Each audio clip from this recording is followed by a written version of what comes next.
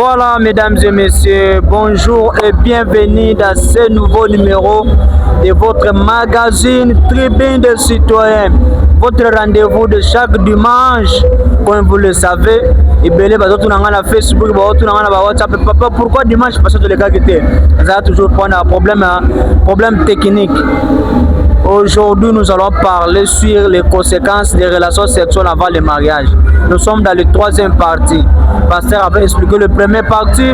Le deuxième partie, voilà, aujourd'hui nous sommes sur le troisième partie. Je pense qu'aujourd'hui il sera sans tabou. Il sera sans tabou, il va nous expliquer tout avec S sur les troisième conséquences. Bonsoir pasteur. Bonsoir mon frère Joël. Voilà, aujourd'hui nous sommes sur les troisième conséquences. Voilà, tu peux nous dire quelles sont les troisième conséquences au la rapport sexuel avant le mariage. Merci. Moutou a un rapport sexuel avant le mariage, il aura des faits néfastes sur tous les plans de la vie. Voilà, les faits néfastes, c'est quoi? Veuillez vraiment nous expliquer petit à petit, mollo, pour que les gens comprennent c'est quoi le fait néfaste. Fait néfaste, c'est ça, au lieu que les libérations, ils sont sim.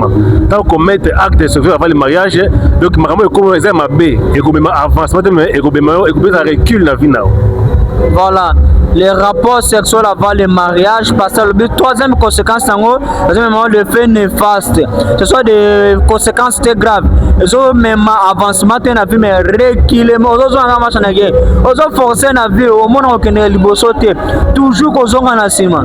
Bien, à cause de ma godobeta et belé, mais au cas où se repentir. Voilà, pasteur, avantage n'est à moi oyo à garder un autre jusqu'à ce que le mariage n'est pas banana mobile. Moi, si on garde un avant le mariage, comme à se garder vierge, tu as bala, un avantage ma case parce que quand on couche en mobile, comme j'avais dit la fois passée, transfert spirituel peut ça les marques. Le sang de l'homme est porteur d'informations et belé.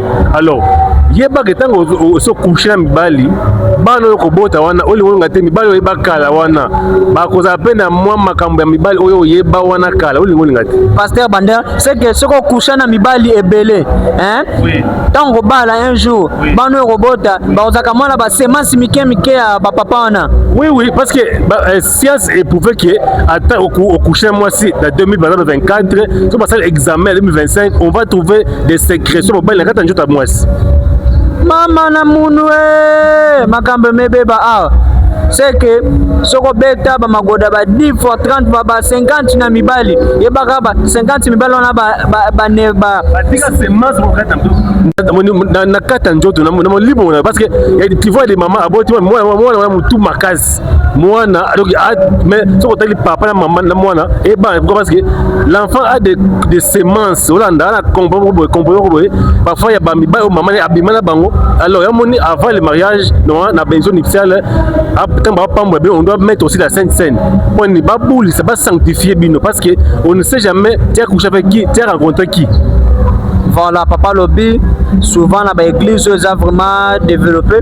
Et c'est un ratant il faut comment communier mais pour que babouli ça ba makamon sur le ballon pasteur to peut sur matin loba brosser expliquer sans tabou.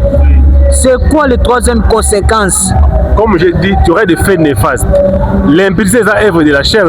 Galates 5 et 6 et 7. Tu as l'impression Galates 6 et 5. Galates 6 7. Et le Bible. Oui. Galates 6 et 7. Ne vous trompez pas. Oui. On ne se moque pas de Dieu. Okay. Qu'un homme aura aimé, il moissonnera. Ok. Quand tu commets l'acte sexuel avant le mariage, au kobuka pe mbumanango. Et belé bazo saboter en j'ai fait ça, c'est fini, c'est passé. Non, il y a quelque chose où tirer la carte dans d'autres même dans ton esprit. Alors, par rapport au fait néfaste, on parle d'abord sur le plan physique. Sur le plan physique, tu peux rencontrer des maladies. Sur le plan physique. Parce que il n'y a pas Joël. Les bandes, ils ont quantité. Comme on a moutou, elle a bien, elle a bon certain, mais oui, état sérologique n'a été. Oui, les bottes n'ont pas bimeli. Il y a au coucher comme Babokoboye. Alors, automatiquement malade. Comme tu as des maladies. Pourquoi? Parce que tu t'es précipité. Tu rencontres quelqu'un au coucher, tu n'as pas eu le temps de les connaître bien, par exemple au Biminaï. Et bien on les compliqué. Pourquoi? Parce qu'ils sont allés très vite en besoin. Ils ont rencontré des maladies qui ne guérissent pas. Parce que même si c'est le cas de stérilité, il y a beaucoup de gens, pourquoi? Parce que ils ont une infection, mais ils ont fondé une famille. Or, il a trop couché avec des hommes, avec des femmes, et puis il y a le bébé ça. Fécondité et puis il bloqué à beaucoup de mais toujours il acquise des solutions non les tata moi si et papa les qui oh yende mutata mula mabe parce que tant yo ozo se protéger d'un rapport sexuel ou le tu auras des conséquences parce que muto bimile wana oyebi état na été donc par rapport sur le plan physique première chose yango wana ba maladie tu auras des maladies et comme mayo parfois na liwa soit et baby si finayo. Voilà, pasteur lobby et ça n'a fait mon rôle très grave. N'ai expliqué, je pense que vous avez compris. Alors pasteur, le loyo, moi ça vierge, mais très impoli. Moi c'est pas déjà mi bali mais respect au wapi. Pour un baba kilo bien et puis pour l'homme il s'en anda comme oh ça vierge, azaka ndengi ona tu préfères pas la nani. Bon, au moins sur les plans de choix, quand tu te fixes des critères, yebaboué jamais au coût à 100%. Parce que même le mobile, on a parfait. Alors, tant qu'on s'est fixé par critère à choix, salaire mingi quand tu vois qu'il répond à 60%, toi 70%, il y a 100% à zoa. Parce que toi aussi n'est pas parfait.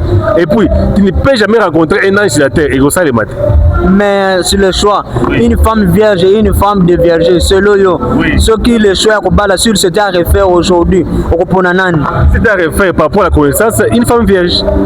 Une femme vierge, nous n'avons pas. C'est que vous avez des vierges, vous avez droit au balaté. Nous sommes au temps de la grâce, papa.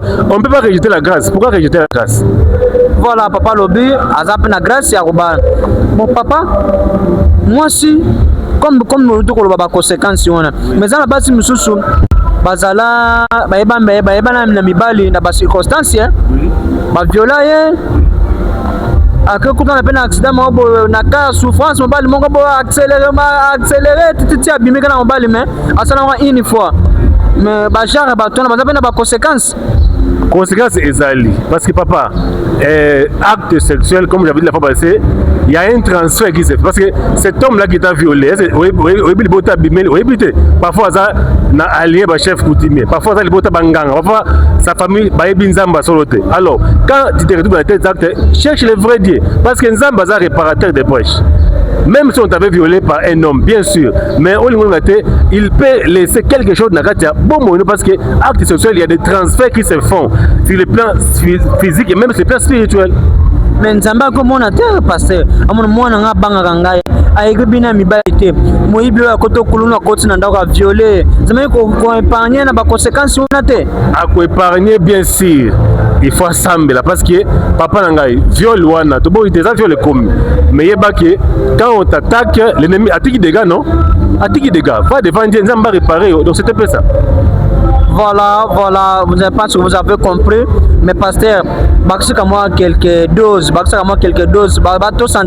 abonner et puis fidèle téléspectateur, va sentir, va comprendre. Oui. Sur le plan physique encore, quand tu commets l'acte sexuel, tu peux devenir fille-mère avant l'âge. Or parfois, mobile la vie na yo ya lobaka non, ya ko baka moi so abotate.